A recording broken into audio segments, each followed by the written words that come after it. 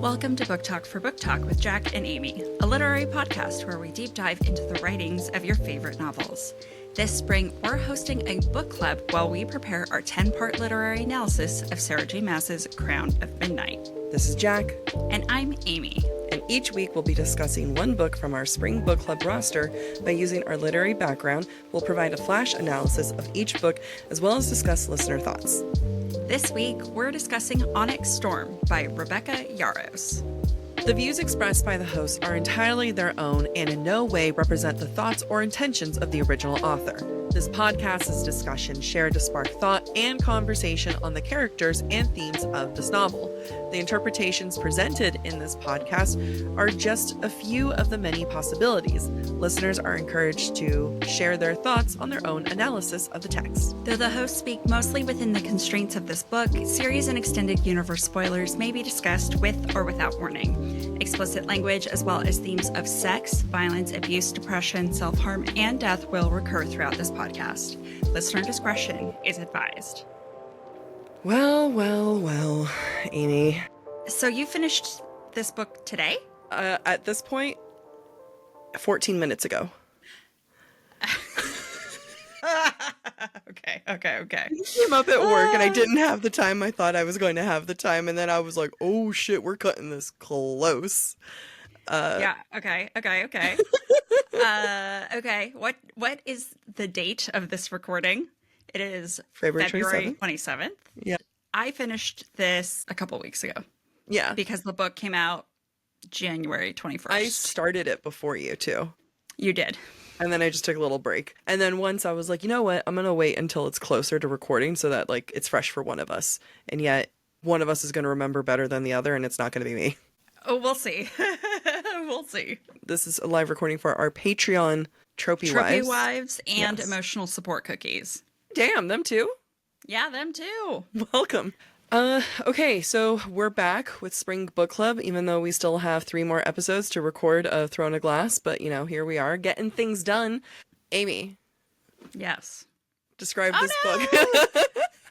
Hands up. Shoot, I should have planned for this. No, we let this happen naturally. Describe this book in 10 words or less. Hide and seek with dragons. You look like you're doing a little puppet show, putting each finger down. The ending was no surprise. All right. 10. Wow. Okay. Better than the second. I'm not mad, but have notes. Okay. 10. So I also want to let our listeners know that this Onyx Storm was on our bingo card, but specifically we predicted we would like it better. We predicted that the general public would not enjoy it, and we would like it better because we thought it was better written. I don't know what the general public feels because I've avoided it at all costs. Colleen, can you tell us what the general public feels? I have my notes, and there are things that I definitely feel like on a writing standpoint could have been done. That being said, I think on a writing standpoint, it was better than the second one. Oh, yes. This is a terrible thing to say. I don't think it's hard to be better than Iron Flame. Ow. Okay. Oh, Colleen says some people aren't continuing the series after reading this. We did think this would be we did say this. It would either be make or break for a lot of people. We polled our listeners and we asked everyone to kind of give their thoughts. We've had over 115 responses. So, I'm going to only read so many, but the general vibes for some definitely was that they don't know how this can continue for 2 more books. Mm-hmm. I think Colleen, even you wrote something like that, but like, they don't know how this can keep going. And one person, I'm surprised, like they said that this could be combined with book 2, which I was like, no, ma'am. I respect your opinion if that's how you feel, but sure. But I'm like, I don't know. It can only be combined with book 2 if you take the first half of book 2 and combine it with book 1. Yes. Sorry, I was doing math. Sorry. If you don't need math for I that. was doing math. That's all right. Yeah, I mean, like, things would have to happen. I just think book 2 needed a lot more work, and then, I'd be happy. I am okay with everything that happened in this book. I mean, maybe I will start reading comments and I'll be annoyed about it, but overall, I think because I just was so angry at Iron Flame, I just was like, oh my God, this is great. I'm having fun with this again.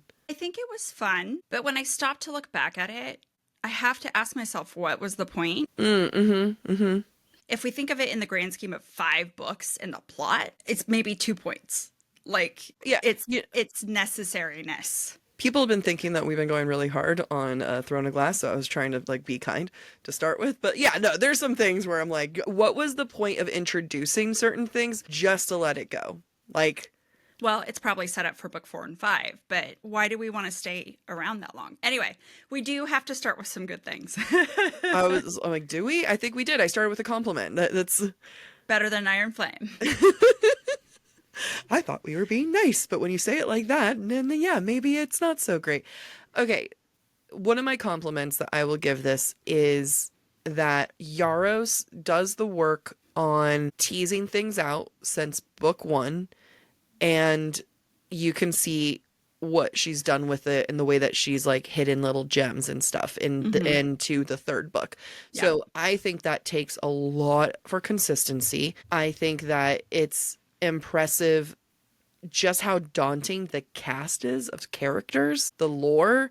I mean, you have the humans, and then you have the dragons, and then you have their powers, and then you have the politics, and then you have the islands, and on a fantasy level, I think she did a lot to develop the world in this book, and this book became high fantasy, much more high fantasy for me.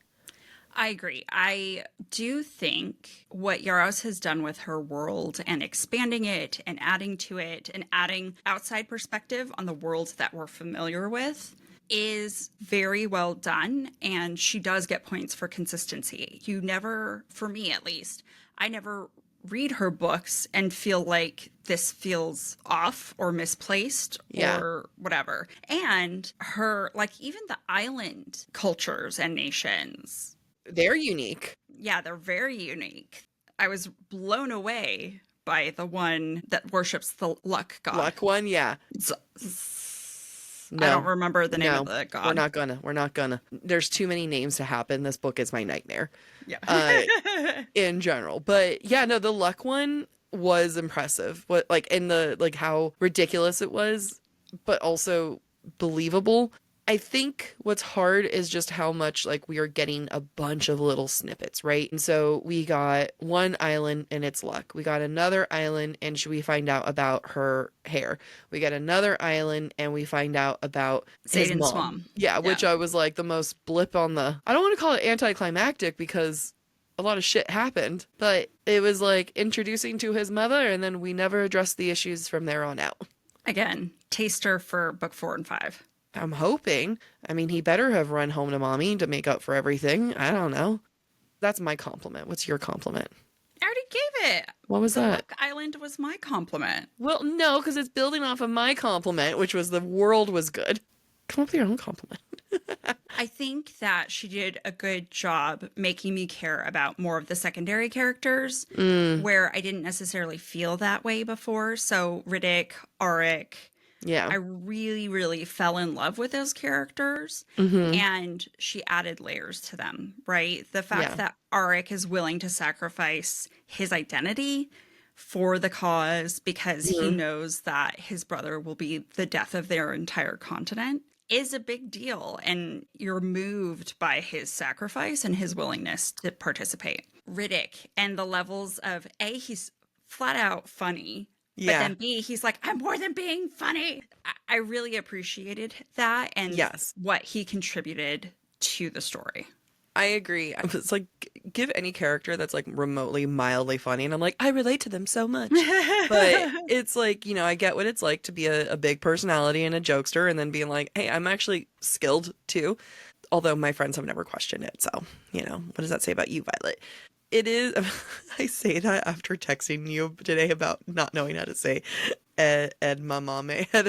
Edamame. Edamame. Anyway, my friends don't question my intelligence, just my ability to speak. I agree. Like, Riddick is just one of those characters that was so real and so tangible, and he grew from what we knew him before. And I will say, like, I think that what I have seen from online is that people have gone feral for Riddick.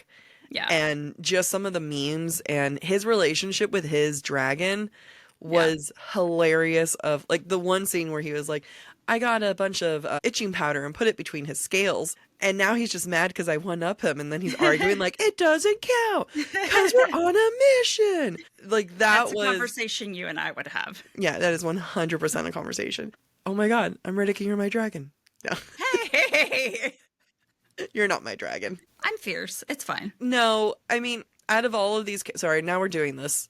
Just don't say you're Khaleesi and I'm your dragon. No, and that's why I got, like, gross thinking Blake Lively. You give me Mira. The older sister. Yeah. I feel that. Yeah. Which is, again, because I'm, like, still, like, wrapping up what happened in the last bit. But, okay, sorry. I'm like, because there's, like, that scene where she jumps into bed with Violet, and she's, like, trying to get her to, like, you know, get out of her catatonic state. And then Brennan's in there, and he's like, what are you doing? She's like, well, I got her to talk, so clearly what I'm doing is much better. Yeah, anyway, I had to call you a dragon because I, like, almost lost it when the best friend died. Oh, yeah, I know. Imogen's best friend, what? Quinn. I had to call you a dragon because the best friend went up to her and was like, we're friends now. Yeah, it was our story. Oh, no. Let's talk about main characters because right now we're just kind of like rambling. So let's talk about Violet. How did we leave off? How did we start with her? How did she progress? And how did she end? Here's the thing. The majority of Violet's character growth happened in book 1. And has she grown is a question. Now, from book 2 to book 3, she's gone from anxiety, doubtful, to more confident and trustful. And Rebecca Yarros spoke about that in her interview, that it's really a reflection of her as a writer and her level of comfort on this journey, right? So I thought a lot about that as I was reading Violet. I thank God she was very solid and secure in her relationship with Xaden, because I could not take any doubt on her part. So I did appreciate that. I did appreciate that she knew her worth. And I do believe her blind faith in not only Xaden, but herself to find a cure for him, because that's generally how our heroes think, right? And it's satisfying when that's not when they can't do that, because their fatal flaw is that they are too arrogant. They are too confident that they can win the day. I enjoyed her journey of discovering her father, but I don't know that I really cared about Violet. I don't know. What are you thinking? Okay. What's interesting about Violet is her cleverness, I'd say, right? Because her intelligence was a big thing with book 1, because she was so smart. She should have been a scribe. She was so clever that she poisoned everyone. It was nice that they had a throwback of her poisoning people again, you know, so and I enjoyed that quite a bit. I think it's hard when you have a character that's so used to knowing so much and is so used to being clever to get the things that she needs out of a situation, when she is so out of her element and knows nothing what's going on around her.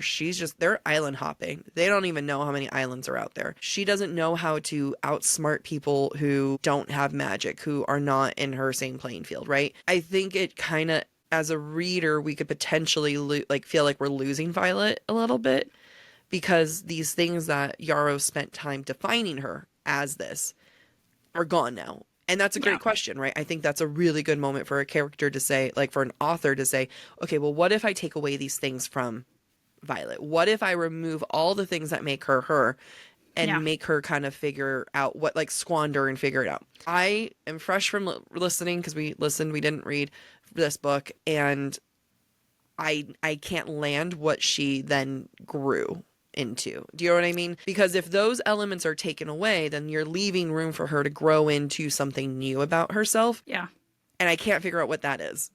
Yeah, I feel the same. And I think that's what I was trying to get at when I was speaking, is this fact that I expected character growth when you take away the things that define her, the magic, the connection to Xaden. But instead, all we found out was that maybe she has a second signet. Or, Yeah. or that she has a special, she's able to draw a power where you're not supposed to be able to draw a power. And Yeah. that's it. Instead of the emotional, mental growth and maturity I would expect from having to rediscover who you are when what makes you special is gone. I mean, especially when you get the moment when Adarna leaves, right? Because then all of a sudden it's like, hey, you were the special silver one who had a golden one, and like what happens when your special dragon leaves? And we didn't get into that. Like, I almost wish we had brought that storyline up way earlier in the book so that we could, I mean, maybe even have her left, like stayed there somehow, in the islands, but like, because then I think that would have even driven home the point more so of what are you if you're not special? And Violet has always been special. Yeah. Her intelligence has always set her apart. She was very confident with that. So I mean, and because people might be like, she wasn't confident. She's not. She didn't think she was special. Yeah, in book 1, she knew she was smart as hell, and that set her apart. Yeah, exactly. If not special, she was different. Yeah. Right. And in and of itself, that is empowering in the right circumstances. And for Violet, it worked.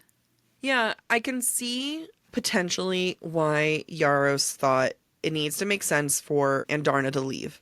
Because her depression and everything, and being so hurt by not being able to get to to talk to the other dragons, needed to be the thing that wrecked her to be okay to leave, right? Because I wouldn't have believed if Andarna had stayed on the island and was like, okay, bye. That would have to, like, again, then are you willing to sacrifice things on the island? Are you willing to have the failure kind of happen up top, and the rest of the time she's pouting, or like, struggling with it? Like, what are the movements? But I would have liked to see Violet truly lose more of her identity to then figure it out. And what we got more from her identity is more of, I love you, Xaden. I love you so much. God, you're so beautiful. You're so beautiful, and I love you so much, and I will never leave you. And did you know that he's the most beautiful man I've ever seen? Yeah, honestly, the number of times she's like, oh, God, he was so fucking beautiful. I'm like, we know. Stop it. So beautiful. You know what? Not even Theo James. I mean, maybe I would, being like, whenever I watch a movie, I'm like, he's so beautiful. But like, if I had been constantly sleeping with him and then saw him every day, I think it wouldn't be an every 5 seconds situation. Let's call it what it is. Xaden is Violet's Roman Empire. Oh, don't let a man be a Roman Empire. Yeah, see, exactly. Growth was necessary. Yeah, I really would have liked her story to have been separate from him. And you almost get that at the very end when Brandon says, what is your bottom line? You cannot choose everything. You get one mission. You get one goal. That is it. What is the thing that you are going to choose, and what is your bottom line? It was almost meaningful if for the fact that we knew and it had been ingrained in us that Violet will always choose Xaden above everyone else. I wish the circumstances had been different in the sense that I wish it had been, you have to choose Xaden or Andarna. You have to choose Xaden or her sister. Taryn. Or her sister, right? I needed the stakes to be higher because until then, Violet's going to continue to do what she always does, which is I can do everything. I can save everyone, right? Yeah. I needed her to really get to the point where sooner, not at the end of the book, I needed it to be much earlier in the book where she realizes I have to choose. I cannot save everyone. Yeah, and that would have been a great lesson to learn. I don't know if that's the kind of lesson that an author wants the readers to walk away with, of like, you can't save everyone, but at the same time, you're drilling in Yarros, that this is a war college. These are war times. This is not a situation where you can go and do whatever it is you want and try to save everyone and have a happy ending. There's going to be sacrifices that are made. So we need to see Violet come to that realization older. I mean, like prior in the book. And again, I think someone might argue of when they're on the Luck Island, right? She and the one guy gets killed and she goes over and has to, bow and thank the guy for killing them. That was a moment of like, well, she pulled it together. She had to do it, go there. She learned that lesson. And it's like, but she didn't, you know, like, and Yeah. she says that she was in shock and she got herself and she did it. You know, Yeah. that would have been a moment to have learned. She just kind of held that guilt more so in her Yeah, heart. you know, I think that it was all held off because Yaros didn't want to tell us about the prophecy, essentially, about Violet and why she was not fully dedicated, right? Because she still has two directions she could go in, and we don't know which one she's going to choose. She's this constant unknown. I wish bring it up in the middle of the third book. That's like the true climax of the story. Yeah. Middle of the third book. Middle of the Top third. third. Yeah, I agree. Also, make it more clear. I like someone lay it out. Give me a good old fashioned someone, you know, crone in the corner saying it correctly versus a general summary. I need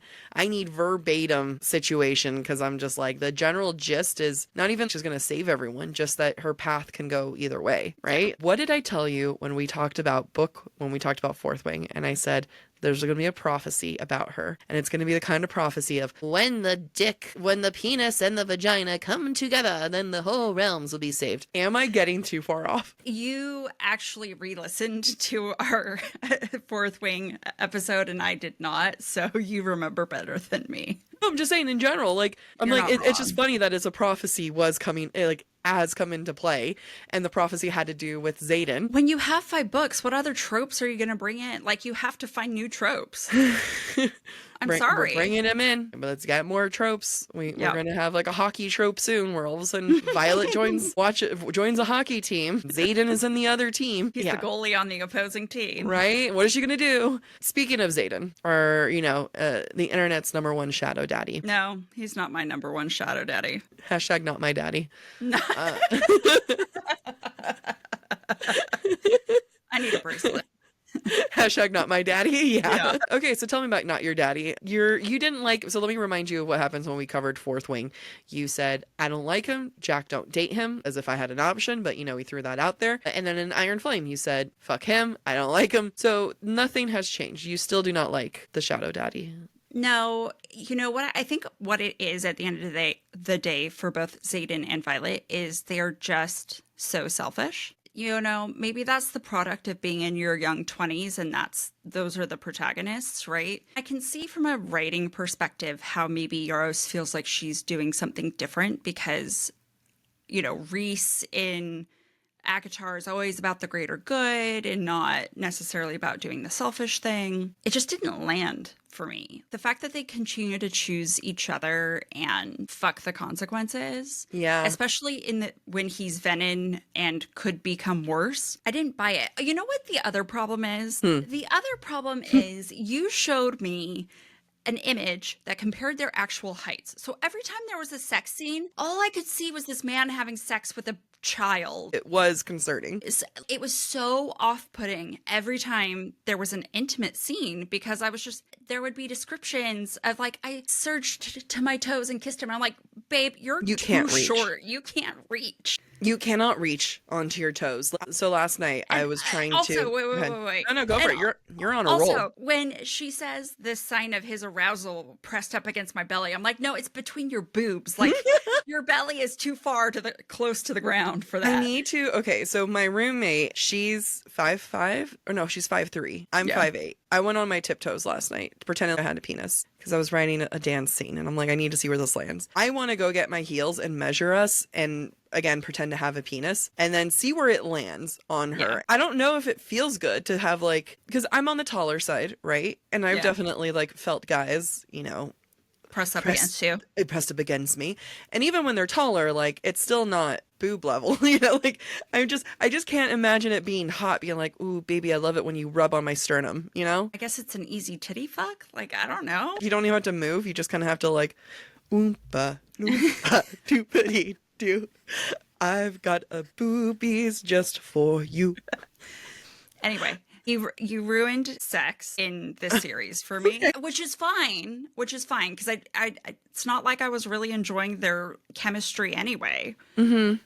Because I just don't give a shit, I guess. Yeah, okay. So Xaden, there's a lot to cover. I'm gonna start from the top. So Xaden and Violet's selfishness. You know, it's a defining thing in their characters, right? The trope that Yaros is going for is I would let the world burn before Yeah. it hurts you, right? The thing with Xaden is that he literally has a kingdom that he could, or territory that he's willing to let burn, right? He's literally willing to let it all go to hell just for her. And that's part of the charm, and that's part of it. You do that, you don't get much development, right? You know what I mean? There's no kind of mutual understanding that it becomes a, look, I love you and you are everything to me. This territory, we need to save it. He helps it unwillingly. He goes into being a duke and he helps out where he can, but the bitter end, it's about what can I do for Violet more than anyone else. It's hard for me, as swoon version and swoony as that might be, it's hard for me to root for a character that doesn't have much empathy beyond that, other than I am so obsessed with this one person that I'm in love with, and both of them are so obsessed with each other. For people who are so obsessed with each other, he just really won't talk to her. I was happy to see Violet be with her friends. I was happy to have her have time without him, to really see her be able to like bloom and blossom in her own way outside of him. So, and I know people are like, you said that didn't happen. I'm like, we can have different things. She had personal growth, but we got to see more on the page. Yeah. The growing and intensity of the trust and bond between her and her classmates. And that's needed, because then all of a sudden it's, okay, yes, she's obsessed with Xaden, but she has other things going on too, which, okay, cool. I'm happy to see that. Xaden has no one that he's really talking to. They established that he's cut everyone off. I understand being loving and being loyal and just saying, I love you so much. I'm here for you. Don't cut me out. Don't leave and all this stuff. But like, just give her an inch, man. I don't know. It was hard to just root for someone who, and I don't even think it's because of him being Vernon or Vernon, whatever it's called. That's his personality. Like, that is who he is. He is I will cut everyone off and be on my own. Yeah. And I think I completely agree what you're saying. And for me, he is who he was at the start of book 1. Yeah. Yeah. And if not the start, halfway through book 1. There has been no development. And after 3 really long books, don't you think we deserve a little bit of change? Even if it happens off screen, right? In Mist and Fury, and I'm sorry to those who are mad at me for continuing to compare Xaden to Rhys, but Rhys was an ass. And he adapted and changed because that was who he needed to be for Feyre to fall in love with him. Absolutely. Violet just takes his shit. So he's never forced to change. He's never forced to adapt. I think, to me, that's what's problematic, and that's what feels like young love. And not necessarily, I will be here no matter what happens to you. You can push me away all you want, and I will continue to be here, and you can just wallow in your own self-pity, but I will never leave you. And it's just like, that's not, it's not healthy. And I think that maybe at the end of the day is what bothers me, is that this book is the series is so popular. So many people are reading it, and good. I'm so happy people found something they love and that they're reading. But why are we romanticizing an unhealthy relationship? I will make the argument that there is no healthy relationship within romantasy, because we have our tropes that we're leaning into. So it's not like we're sitting here saying, well, Rhys and Feyre were super healthy. Like, no, they weren't. I agree with what you're saying, Amy. I'm just getting ahead of anyone else who's like ready to bust out their phone and be like, actually, none of them are great. I agree with it, though. It's the fact that it's not healthy, but it's the type of not healthy that doesn't help the plot. Like, if it was an unhealthy, but we're helping the plot move along, then, I'll forgive a little bit. But it's the kind of unhealthy that is just, we're having the exact same conversations that we did in book 1. I want to be with you. No, I can't. This is bad for you. I don't care if it's bad for me. I still want to be with you. I love you. Don't look at me. Don't touch me. Right.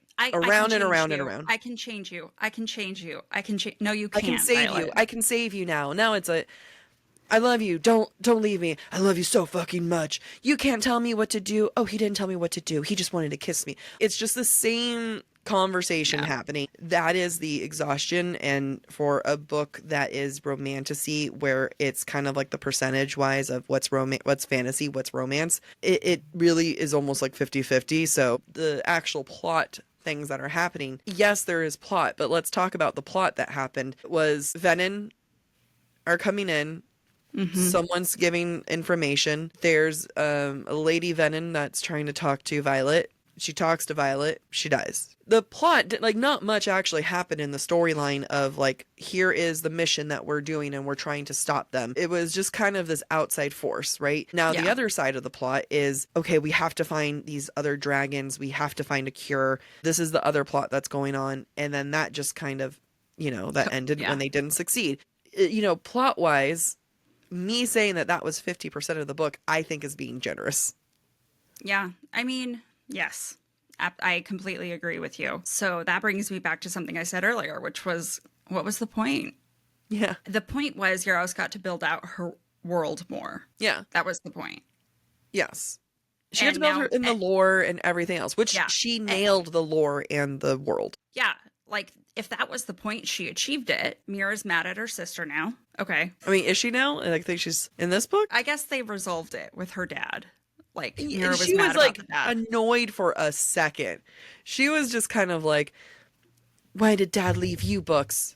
I'm going to go talk to our grandma. Now I don't care. Oh, the other point, we now see that Yarros is willing to go into other perspectives other than... But then what was the point of that? And maybe there will be. Maybe there will be some point in the next book that will be like, wow, here are some, you know, these were clues. I will have enough faith in Yarros to say that there are clues in those perspectives. Yeah. Like, I'm not going to sit here and be like, what was the point of that? Because, you know, smarter people than I will be on the internet doing the sleuth thing and they'll figure it out. But yeah, I mean, those other perspectives were interesting, and to save it for that last battle. Yeah, I agree. I mean, Imogen's perspective was very moving. I thought if you wanted to write a tragedy, you did a great job, Yarros. Was she in love with her best friend? That's what I was like, because she was into Garrick, but the way it read, I think Imogen was in love with Quinn. Because at first I wasn't. When I read it, I was not like, it's me and Amy, because I was like, well, no, she's in love with this woman, and that's I talk about. I'm like, well, that's heartbreaking. But then at the very end, it did kind of end like they were friends, and then I was like, wait a minute, now that's sad. It read like unrequited love. That's what it did at first. I don't know if that was the point of it or not, or if we picked up, or you and I just are like, Sapphic. But yeah, I mean, like, that was a great storyline. Here's not even a storyline, a blurb, right? Yeah. Here's my note. And this is a personal note. This is not like me saying that Yarros is doing a bad thing here. So, you know, please don't take offense, people. But I personally struggle when there's so many characters, because I can't remember a single... I struggle enough in life. But, like, when the other person... Quinn, right? The one who died. I don't remember Quinn. Who the hell is Quinn? Then there's the other one where, like, the other guy started getting the shadow powers. Who is that person? I don't know who that person is. Like, they're throwing names kind of left and right. And sometimes they sound familiar, sometimes they don't. And it just, like, this is hard because this is the nature. Like, you're setting up a war college. There's going to be people. You're not going to just talk to the same 3 people and that's it. But it ends up kind of, for me, I get really lost in the names and lost in the who does what situation. Yeah. I think I kept better track in this book than I did in Iron Flame. I think I had a harder time in Iron Flame. So it didn't bother me because this is the 3rd book, you know, that we've had. So it's kind of like Harry Potter, like you pick and choose who you remember. After so many books, you kind of just... You get used to it. But that being said, right, we were moved by the death scene of Quinn because we care about Imogen, not because we really know who Quinn is, right? Yep. And I think the same is for, what's Kat's boyfriend's name? Begins with a T. Yeah. You're really hurting to not just... Yeah, I can't remember. Like, it was really, really sad when he died, but it was really because he was so sweet to Kat and helping Kat move on from Xaden, and then she cannot catch a break. She really can't. No. Yeah. Before we get into listener comments, I will say, like, I'll continue to read it. I didn't have a bad time with it, but I was just so scarred from Iron Flame that it didn't take much to make me too happy. But overall, I was okay with it. I'm not like, I'm not going to continue reading the series anymore. I think what saved this book for me was that the world building in this book felt like book 1, where it was like, this is new and exciting. Yeah. That's a good point. And I think that really saved the plot for me, that we got to go and experience this. I think I think the development of Riddick and Auric saved this Helped a for me. lot. Yes, I Yeah. agree. I think the getting to see more of the dynamics between Violet, Mira, and Brennan helped. Mhm. But I don't really care about our protagonists. And they're making it harder for me to root for them when they're just going in freaking circles of it. Yeah. It's okay. The spicy scenes, I will say, in one of the best part in Iron Flame was my crown, my chair, my woman, and then he eats around on the crown, right? On the throne. On the throne, yeah. You have that. That was a great moment.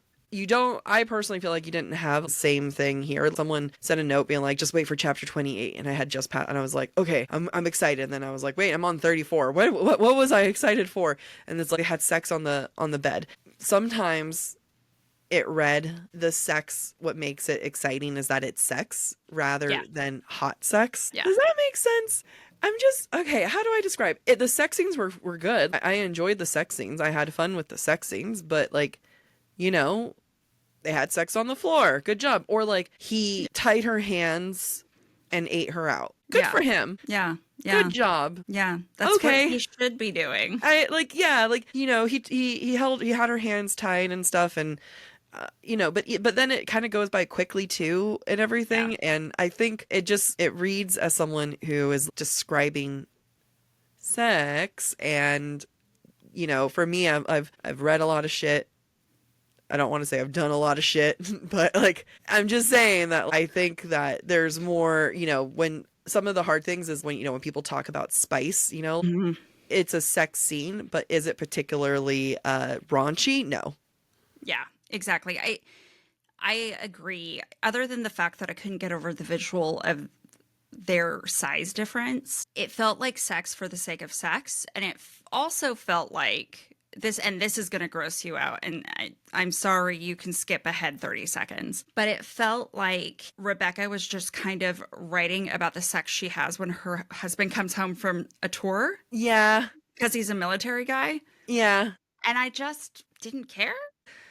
I'm going to quote someone else, so this is not a me thing. This is from another person who is a former Mormon who spotted Yarros as a former Mormon. I didn't even realize it, but she said it reads like a person who was Mormon who wrote this, who is, I'm so bad because we have sex. And it's like, sex isn't bad. You're not breaking any rules here. I encouraged, you know? Yeah, I think that's absolutely right. That's spot on. I understand as a former Mormon, right? The fact that you grow up so secluded, sheltered, so much abstinence, and then you unleash yourself, but you don't actually know if it's going to be good or bad, if your husband's going to be good or bad. Like, just because you enjoy sex doesn't mean you're a badass. That's what it is, because like everyone should enjoy sex. Yeah. To me, that's a default. You should be coming. That is a fundamental right. Exactly. Like, that is your God-given right to come. That is the bare minimum is orgasming, right? Or bare minimum is, because I know a lot of women struggle with that, the bare minimum is a partner who seeks your pleasure. Yeah. That is the bare minimum. This reminds me of such a side story. I once had a friend who was also Mormon, and her and I both had sex for the first time around the same time. So she got married. I did not. And, you know, and we were talking about, you know, sex and stuff now that, like, since her and I had both had sex. And she was like trying to be like, well, my husband, he was laying down, and then I touched his leg and massaged his leg, and then he came. And I looked at her being like, that's not normal. Well, I mean, it is if he's never, you know, had any practice, but I'm like, that's he's not a virgin. Like, yeah, I'm like, that's not hot. And I just kind of be like, what is that? Right. It's not empowering the way she thinks it is, right? Yeah. Wait, hold on. I just want to confirm, how tall is Violet Sortingale? So Violet is the height of, I'll bleep out her name, is the same height as 5'3". That's what I thought. Okay. I was talking to our friend, and she was telling me, and I was talking about the height difference in sex. And then she was telling me that she was like, yeah, like she once was with a guy who was 6'1", and she was like, it's obvious. She's like, the height difference, it's weird. She was like, you know, even she was like, especially a missionary, you are, you know, he's doing his thing. And she was like, and I was like at his nipples. Like she was like, She was like, it wasn't much. Now, that was 6'1". Violet is her height. Xaden is 6'5". No, it's gross. And like, so now you just extend 4 more inches and now you're coming up to his like his belly button, his sternum. Yeah, his rib cage. His rib cage. And like, so then I was asking her, like, so what did the guys have to do? Like really hunch over? And she's like, I never asked about their backs, like about his back. Like, well, I need to do research. Can you let me know? But it is definitely okay. Sorry, Colleen says, I hope the height difference isn't that big in the TV show. It'll be too jarring to look at. And the thing is, it won't be, because it is jarring. No. There will be a big height difference when they're zoomed out. Yeah. But when they're talking to each other, she'll be standing on a box and they'll be like pretty close in height, because that's how the magic of the TV. Film industry works. And that's showbiz, babe.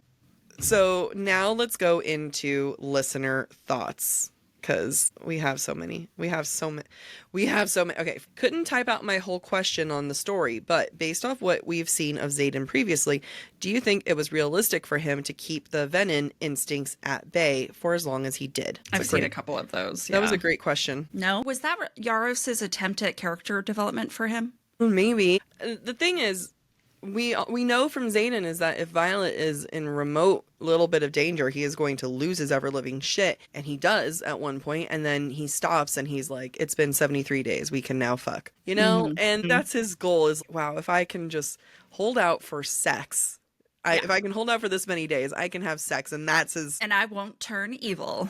And that's his development, where it's like, ooh, rah, go, good job, you. That also weirdly feels very Mormon-esque for some reason. It does. It feels like a repentance process. Can you please explain repentant process? Because it is, I thought of that too. I mean, but repentance looks different depending on your religion. But like in the general idea of you do something very wrong and there's some kind of penance that you pay, right? In Catholicism, it's like, 10 Hail Marys and you're done.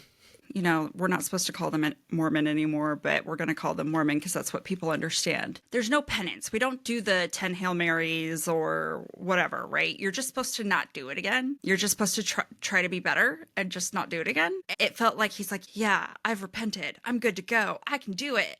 Like, and I won't do it again. And I won't do it again. Yeah. Yeah. I did it. I healed. Yeah. The power of your vagina made me better. Oh my God. Someone get that woman a prize. Like, that's incredible. What though, it's reverse magic dick, right? I got the magic vag. Yeah, it's rather than dickmatize, he's vagmatized, I guess. I mean, I think that's a great question. I'm gonna let them know that was a great question.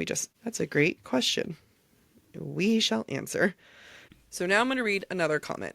They say, gosh, I've been waiting for this. Overall, this book felt like it was going places and doing things that ultimately have no consequences. I hope I'm wrong and everything will end up being important, but I don't have faith in Rebecca to pull it off at this point.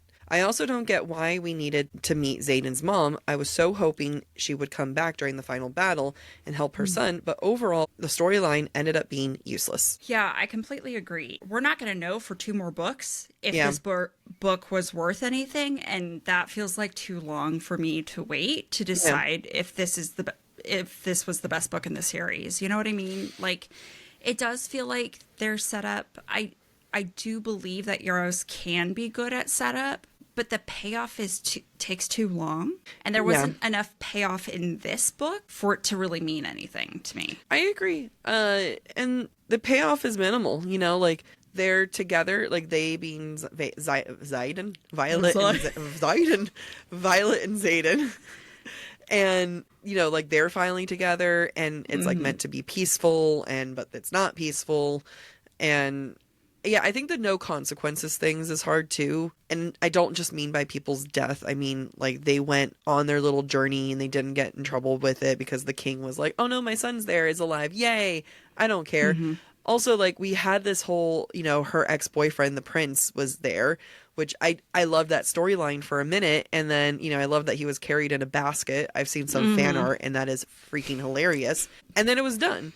And it just Yeah. felt like a lot of short storylines. Like if you were to tell me that this was a series of short stories telling a larger story, I would believe it. So Rebecca said something in the Q&A that we went to on launch day that at the time I thought was really smart. And I was like, how can I do that more in my stories? And now I'm realizing I think it's come back to bite her in the ass. Okay, tell me. And what she said was, the great thing about writing dragons is that anytime you don't know how to end a scene, you just get interrupted by a dragon. And I thought that was really, really convenient. But what I'm coming to realize now is that anytime she didn't want to continue including a character because it was too difficult, Holden, for as example, then Art comes in to save the day, right? Yep. And gets rid of Holden. And I can see how that pattern played out in this book. And that's why we're left so unsatisfied, because she didn't, I feel like, and I could be completely wrong, I don't feel like she pushed herself. I agree. Creatively, she did not push herself. Yeah, creatively. She definitely pushed herself on writing this thing. She talked about the toll it took on her body. She reflects herself with Violet. Like, she sees herself with Violet. She describes herself as being an anxious writer for book 2. We get an anxious Violet. She flat out said in the interview that we went to of, I felt more confident in this. Violet felt more confident in this. I think that confidence didn't translate to wanting to see certain things through and wanting to push herself, right? Because she pushed herself so much with so many other things that she probably didn't. Now, here's the reason why I'm laughing so much right now is what you're saying. If anyone remembers our interview with Savannah Gilbo, who is a developmental editor, her and I did a special episode talking about a book that one day will see the light of day, but taking a long break on that one. It kind of, she was good, but it was hard. She's had a very similar note, and she says, felt the chapter breaks were poorly placed / done to build hype in the least exciting book. You have and one of those moments was there were so many of these where, and then Riddick was stabbed. You turn the page. Whoa, my armor really saved me. Okay. Yeah. I mean, it's both genius and cheap, right? Because it's placed in a way that makes you want to read the next page, and you're like, well, I guess I'll keep reading, right? Even though it's no longer compelling to read, you're like, well, I started the chapter, I guess I'll keep reading. Yeah. So I completely agree with that. And I feel like she did push herself creatively in Iron Flame, and she wasn't happy with the response. Yeah, I agree. And so I think she took less risks in Onyx Storm. I agree. I think you're spot on. I think the creative side, she pushed herself in book 2. And she didn't follow through with certain writing aspects of it, with consistency that we, you and I have bitched about it constantly. Here, she was consistent, but there was no deviating. So it's easy to be consistent when nothing's changing. So I kind of want to shift the conversation to one of my very first notes when I started reading it, and I posted it on our threads.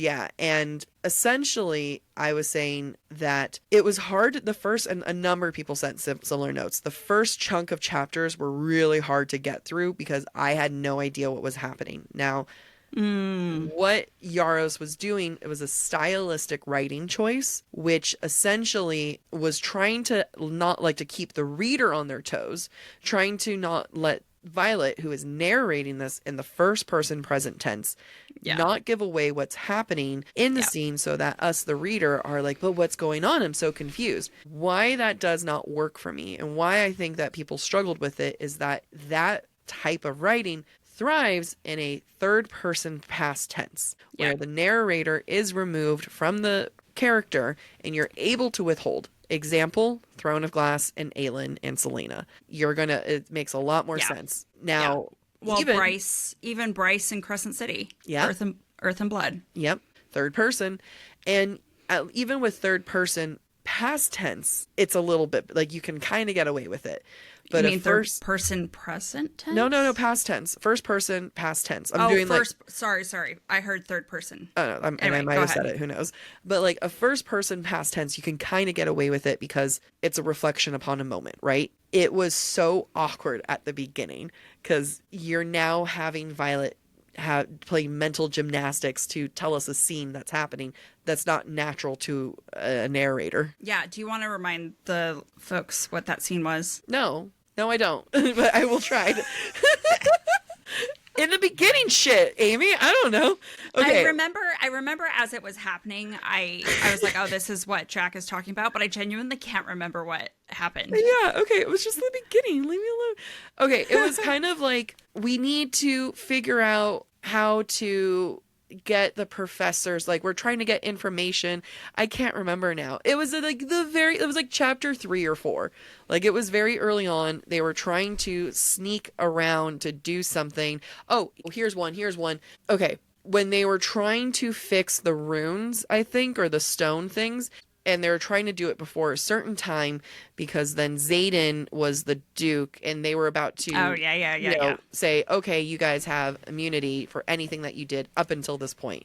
And then she's like, okay, I did this 3 hours ago. That was the second one. There was another thing that happened before that because she did it a couple times in those early chapters. Like it wasn't just one time. She did it a couple times. And I was like, I have no idea what's happening right now. Yeah. And that's because from a entertainment standpoint, Yarros is trying to save the shock factor of Violet's intelligence for the payoff when everyone else finds out. It's creating suspense for the reader, for the writer. Yeah, I understand. It doesn't land. And I think she was trying to practice some of her writing techniques that I'm happy that she's stretching her, her hands a little bit, especially since like the biggest complaint with Iron Flame is the fact that like she introduced a torture sequence and then the second half of the book it was like it never happened. Getting eaten out will save everything.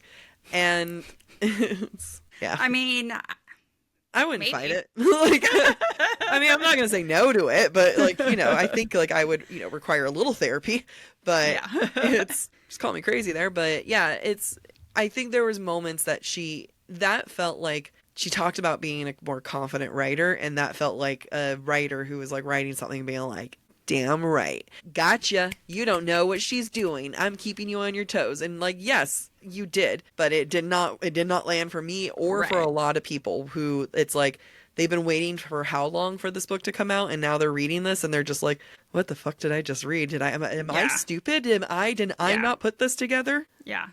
I know when she said that her niece is her like not her beta reader, but her not alpha reader either, but one like of the her first early arc readers type thing. An arc reader essentially. And she was like, oh, so you didn't pick up on that? And I'm like, I mean, that's not always a good thing. Subtlety. No, it's not. If there's anything we've learned from the Throne of Glass season, it's like, you know what, like subtlety doesn't have to always be the obvious choice. Like I think, things being a little bit more in your face is totally okay. Yeah, I agree. Yeah. All right, so let me find some more comments because like they're just so mean. So let's talk about something that is obvious, but that I still enjoyed the payoff. Yeah, is Auric's signet, which is he can see the future. He can basically see the future. Oh, you thought that was obvious? Oh yeah, the first time. Oh yeah, absolutely. No, tell me, like what was it the first time? When is the first time? It was probably when they had to do the fighting sequence. I'm trying to remember what the first time was. I know. It's when it's like the three. It's Dane, Xaden, and Violet fighting in the ring, and one of them's the queen. I feel like there was something he said. Okay. I think there was something he said that ended up working in her favor when she thought about it.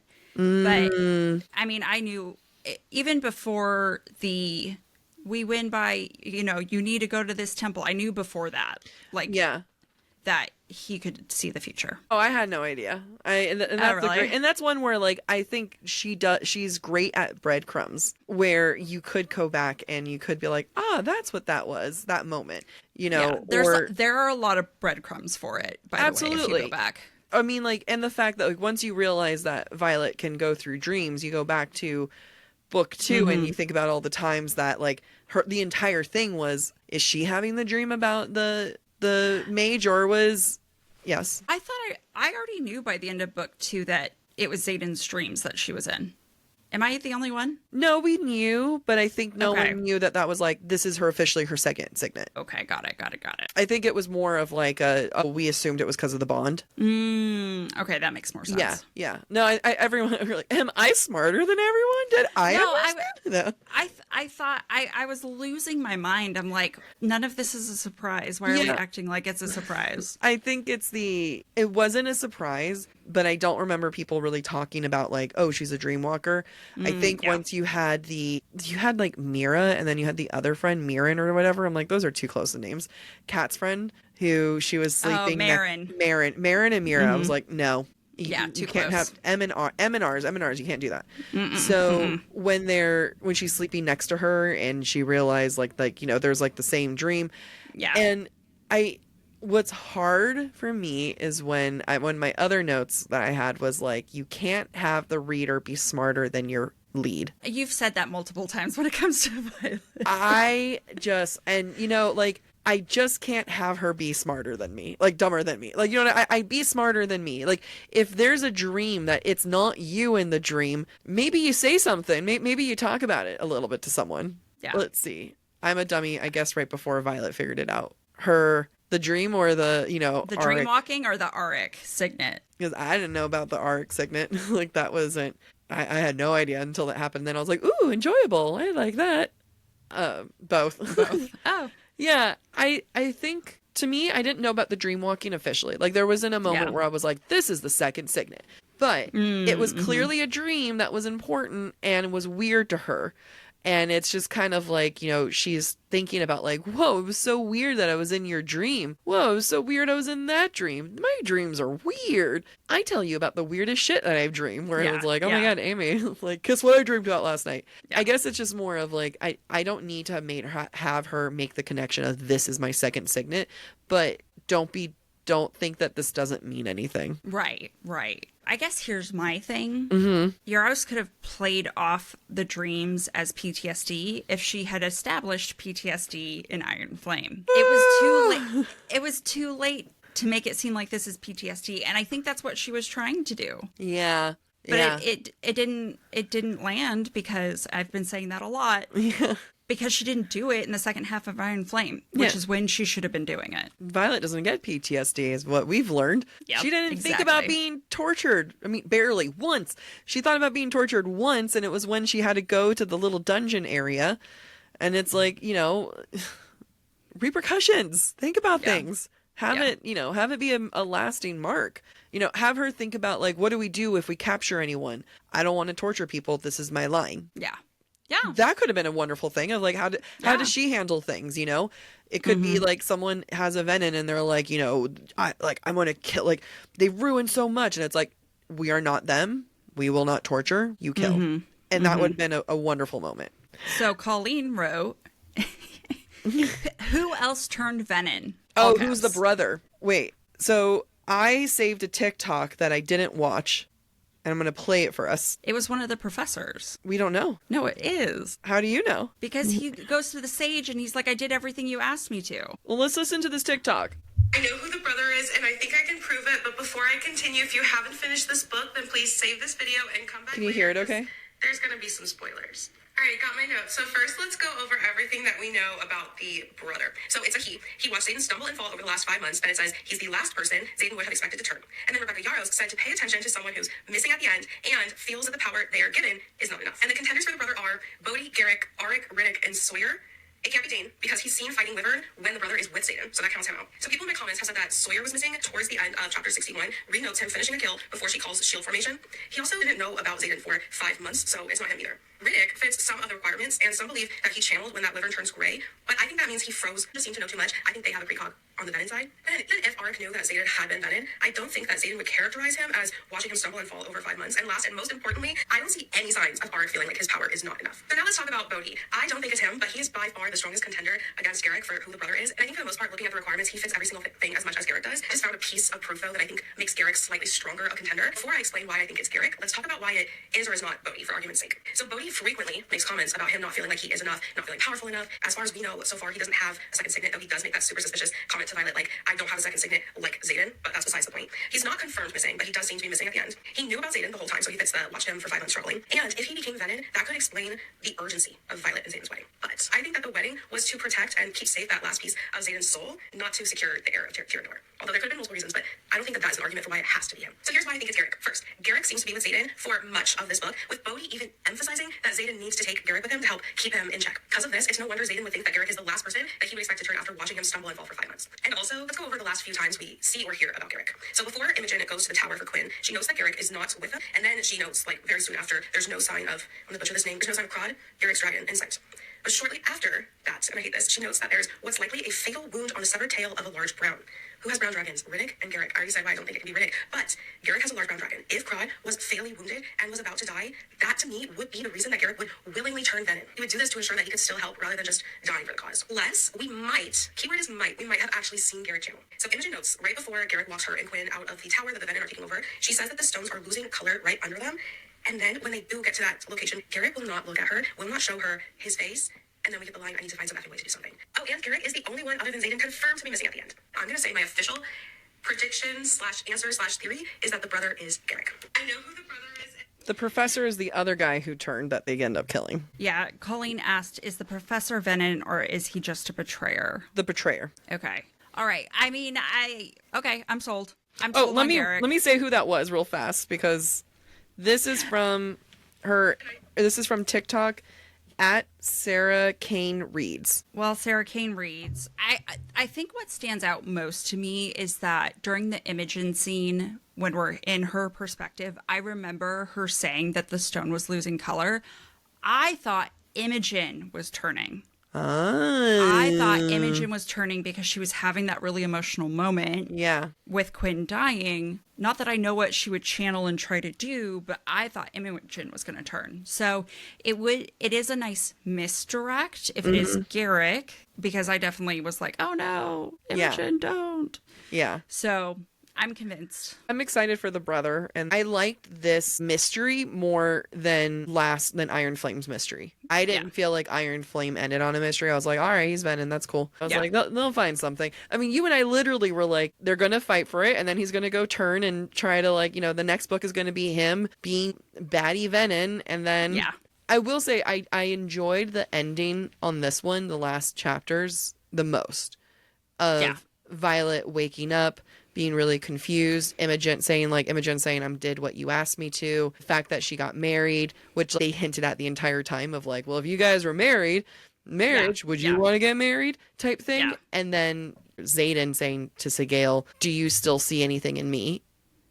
And she doesn't say no. So, and then Imogen says something, the last bit of your soul, to save the last bit of his soul with you type thing. I think that out of all of them so far, this is my favorite mystery of an ending. Yeah, I agree. I think this was the best cliffhanger of the three. Yes. Maybe the only cliffhanger of the three. Yeah. I do have to acknowledge, and I'm sorry to those folks for whom it's been more than an hour, that we're finally getting to acknowledge that there are some of our listeners who really, really loved this book. And I'm really, really sorry that we did not. I wouldn't say I hate this book.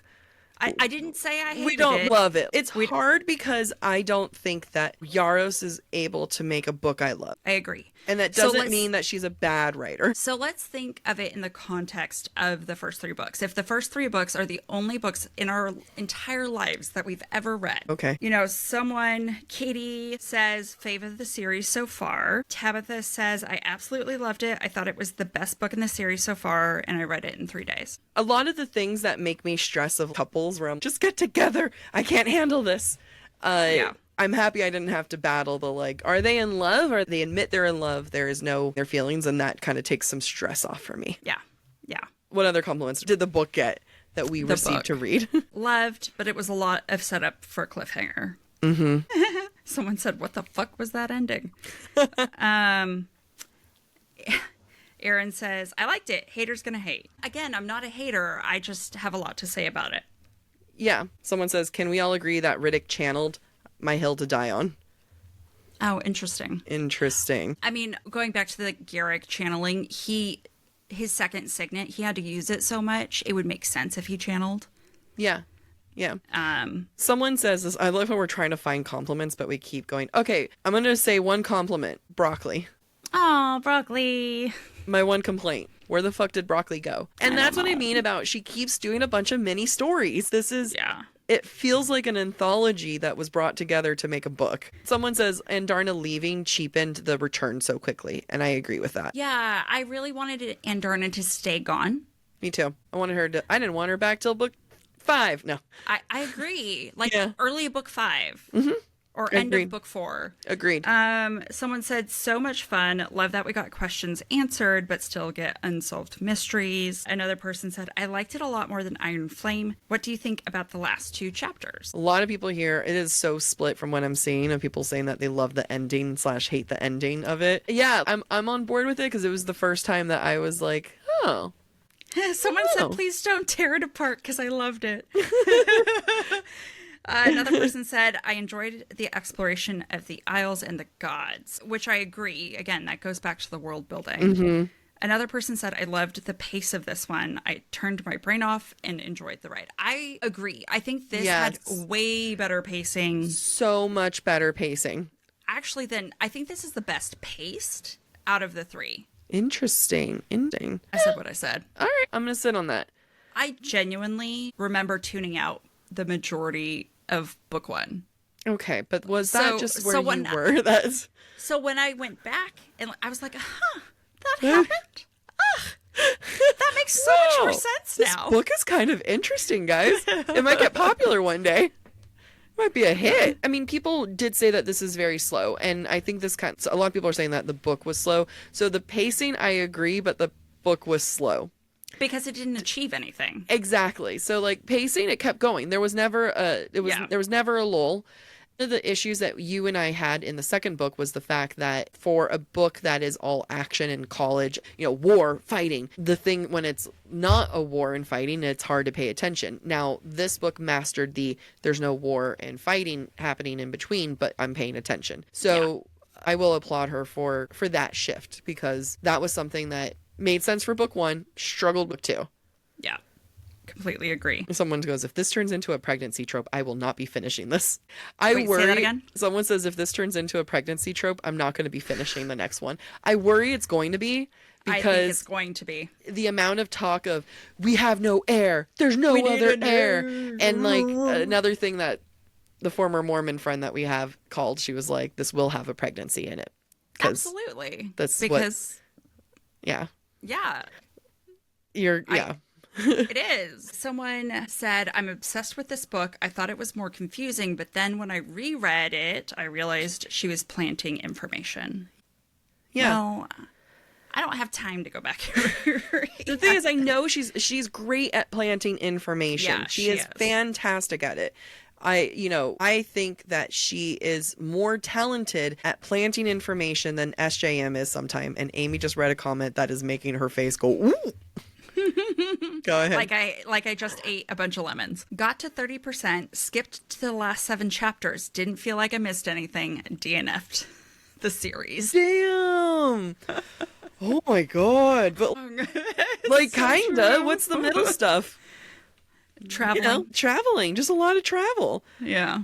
Okay, let's see. Jane says, I've heard so many people say Xaden is going to Edward Cullen, but I'm like, did nobody read Vampire Academy? He's pulling a Dimitri here. I completely fucking agree. Love Vampire Academy. I love Dimitri. It's full Dimitri. I'm not going to leave it with spoiler shit. Sorry. But like, don't do it. And then Rose goes and saves him. Let's see. I agree with that reference completely. Obsessed with Auric. Please talk about him and theories. Who will he end up with? Sloane? People think Dane and Sloane are going to get together.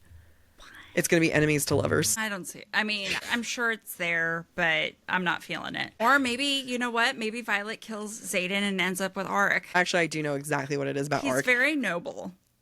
And a dick. And I'm like, okay, you and I were both drawn to 2 different aspects about him.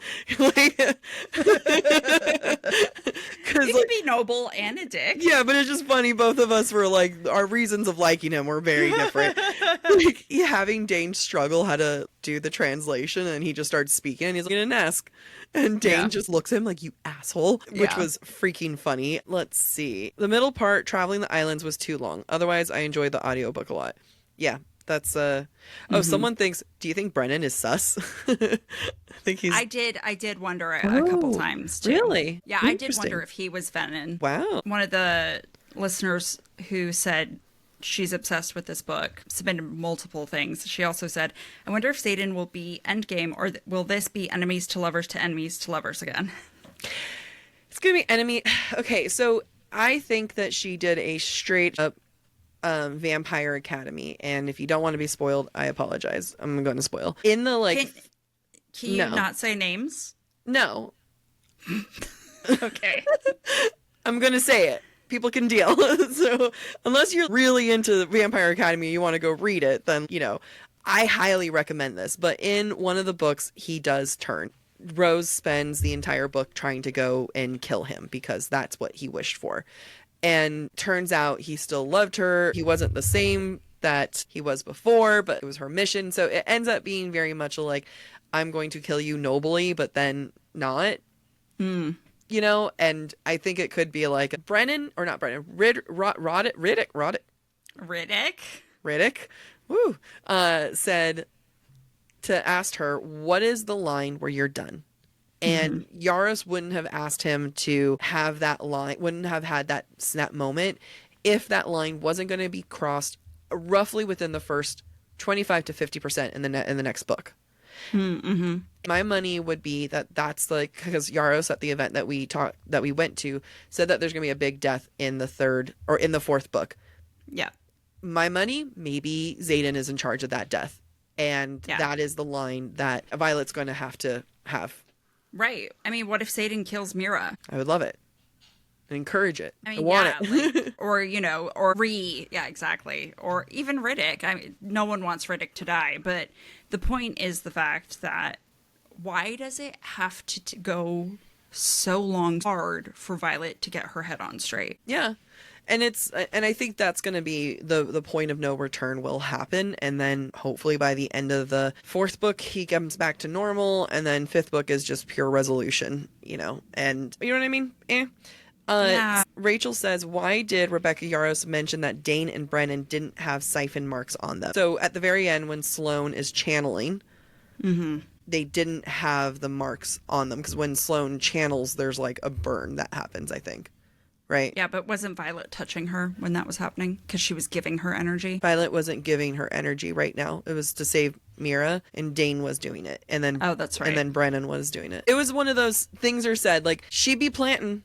She be over here planting, and we're just over here. Yeah. She's setting up. Don't get me wrong. I don't doubt that there are going to be payoffs in book 4. Yes. And book 5. Just like there were the amount of payoffs to digging more holes for us to fill. It's like the ratio kind of gets a little hard, but that's also how you're going to get people to come back for a 5-book series. Yeah. Yeah. Is the payoff is going to be the ratio. Especially when your protagonists aren't developing. Just an inch of growth would be fan-fucking-tastic. Colleen says in the chat, and now we have to wait 2 years after that cliffhanger. Lots of time for people to analyze and make theories. I see a lot of theories on my Instagram feed, and I just skip them because I'm like, I have no... Why? There's a lot of people who are in our stories were commenting like there's too many plot holes, there's no repercussions. I mean, and that's the thing where the no repercussions is very valid. The no repercussions is they are going to live there. They flat out were like, we're going to get court-martialed. No, we did not. And it's like, okay, Scooby Gang, like that one cracked me up. Plot holes, I reserve judgment on plot holes until the end of a series. Yeah. Agreed. I don't like deeming plot holes until, is it a plot hole or is it a, like a clue for late thing to be solved later? Yeah. Colleen also says, how about Dane had to translate when Xaden ordered that nightgown for Violet? Couldn't Arik have done it? Or was Arik not there? Arik was not there for that one. That's funny. I think. That would be hilarious. So, how do you feel about Violet's dad's betrayal? That they went, and what is the point of it? Why did they go and get her half half dedicated? What was the even motivation to go and get dedicated? Which also very Mormon. Yeah, very Mormon. I feel like this is one of her most Mormon books out of the series. I completely agree. I don't know. I mean, ultimately, did he do it because he was worried about her safety? Because she was, right, Lilith was sick while... Yeah. she was pregnant with Violet. Violet probably was a smaller baby, failure to thrive, or premature, or, something that made him concerned about her safety for the future. Yeah. And it's interesting that he chose the god of war, Dune. Yeah. Right? Maybe because he knew Lilith would expect the child to follow in her footsteps. And then when it failed, that's when they forced the scribe on her. But did they force the scribe on her, or was that her dad trying to prepare her? And that's where I think people are like going to be saying like plot holes or teasers and questions for us for us to come in. And especially like Xaden's soul being lost and, there's being just a little bit soul left in there for him. Can a soul be regained? So the dedication thing, when we really figure out that it's her father who took her to get dedicated, at the beginning of that chapter, or right before that chapter, I think it's Lilith Sorrengail and in her diary or something that's basically, I will kill him. Yeah. Right? Talking about her husband, but they're obviously able to get over it because she still loves him and they still have a happy marriage up until he dies. So... There's more to learn. And that's the frustrating part, right? Is like we got answers, but there's just more to learn, and it's like, well, fuck, all right, we're gonna do more. Then I'm here. I'm back for more, which I respect because it's hard to do that. Yeah, but also frustrating. I don't know that we got answers. We got one answer. Andarna is a Irid. Andarna is an Irid. We know the second signet. We know that Brennan couldn't save Xaden. We know about Xaden's mom. We know about other things that I can't remember. Were they questions, though? Yeah. Oh, I guess I didn't really care. I think that's my problem. I mean, there's questions. There's questions. I think overall, I'm trying to find general consensus. Someone had a really interesting note here. Are the dragons the real villains? Are they hiding the secret to cure Venin for their favor? Because they also said, I find it hard to believe Venin are good. Is there any proof in the book they aren't the only villains? Yeah, I think that's a great point. And I think with the Irids, being a pacifist like that, I don't think pacificity is bad, but I think judging a race you abandoned is bad. It's like getting mad at ants for trying to take over someone else's anthill. You set them up for failure. What do you... Yeah. Pacifism is an easy way of being selfish. It's just, it's a way of, it's a more noble term of selfishness when there's people who truly need help and you're not willing to participate. Well, and for me, it's not about necessarily the pacifism in and of itself. It's the pacifism with judgment and deeming them unworthy of assistance. I think if Rebecca does it right, more people will appreciate this book when the series ends. Agreed.